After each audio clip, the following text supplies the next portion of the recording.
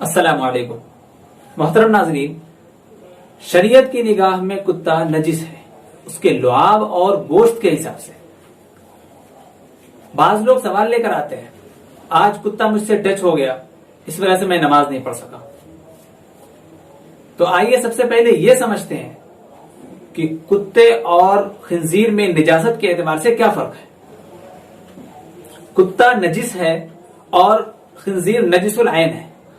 اس کا سادہ سا فرق یہ سمجھیے کہ ایک کتے کو نہلا دھلا کر صاف کر دیا جائے، یعنی پاک پانی سے اس کو نہلایا جائے اور صاف کر دیا جائے، اس کے بعد وہ بھیگا ہوا کتا اگر ہمارے کپڑے سے یا بدن سے ٹچ ہو جا رہا ہے تو وہ ناپاک نہیں ہوگا، کیونکہ کتے کا بدن پاک تھا، ظاہری بدن پاک تھا، اور اس پر جو پانی لگا ہوا ہے وہ بھی پاک ہے۔ اسی کے الٹے اگر ایک خنزیر ہے، اس کو نہلایا دھلایا گیا اور صاف ستھرا کرنے کے بعد وہ بھیگی ہوئی خنزیر اگر ہمارے کپڑے سے ٹچ ہو جا رہی، لگ جا رہی، تو ہمارا کپڑا ناپاک ہو جائے گا۔ کیوں؟ اس وجہ سے کہ خنزیر کا بال بھی ناپاک ہے، اس کا پورا بدن ناپاک ہے۔ اس کا بدن ناپاک تھا اور اس پر پانی لگ گیا اور وہی پانی ہمارے کپڑے پر لگ گیا، اس وجہ سے وہ ناپاک ہو گیا۔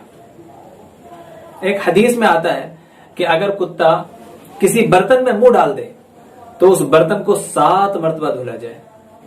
اسی طرح دوسری حدیث میں ہے کہ اگر کسی برتن میں کچھ سامان ہو، اس میں کتا منہ ڈال دے تو اس سامان کو پھینک دو، اس کے بعد اس کو 7 مرتبہ دھلو۔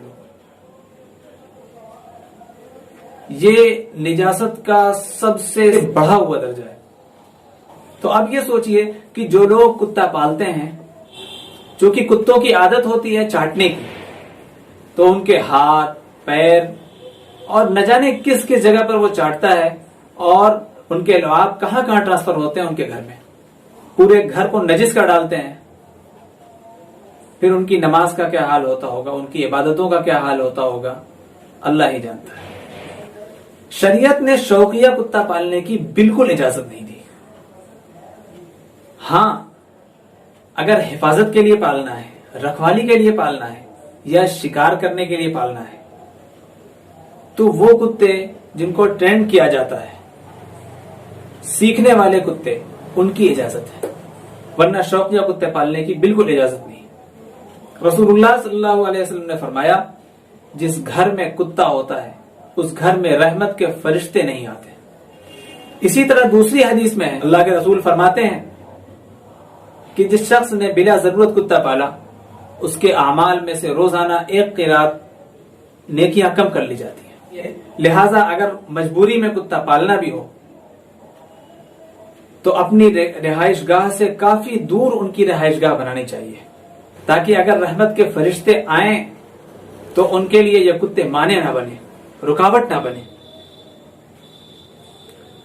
اسی طرح کتے کے خرید و فروخت کا مسئلہ ہے کہ اگر وہ کتے ہیں جو شوقیہ صرف پالے جاتے ہیں، ان کا حفاظت سے یا شکار کرنے سے، ان سب چیزوں سے ان کا کوئی تعلق نہیں ہوتا، تو پھر ان کی خرید و فروخت بھی ناجائز ہے، اور حفاظت کے لیے رکھے جاتے ہیں، شکار کے لیے رکھے جاتے ہیں، تو ان کی خرید و فروخت بھی جائز ہے۔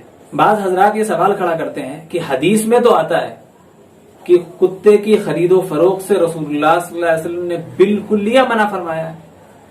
تو علماء اس کا جواب دیتے ہیں کہ کتے کی خرید و فروخت کے بارے میں جو حدیث وارد ہے، یہ ابتدائی زمانے میں تھی، اسلام کے ابتدائی زمانے میں، لیکن بعد میں جب شکاری کتے کے بارے میں سورہ مائدہ میں اس کی تفصیل آئی، اور اسی طرح رسول اللہ صلی اللہ علیہ وسلم نے بعد میں اس کی اجازت دی کہ شکاری کتوں کو رکھنے کی اجازت ہے، رکھوالی کرنے کے لیے یہ سب کام آتے ہیں، تو پھر فقہا نے اس کی اجازت دے دی کہ اگر شکار کے لیے یا اسی طرح رکھوالی کرنے کے لیے رکھے جاتے ہوں تو ان خاص کتوں کی خرید و فروخت جائز ہے، بقیہ کی ناجائز ہے۔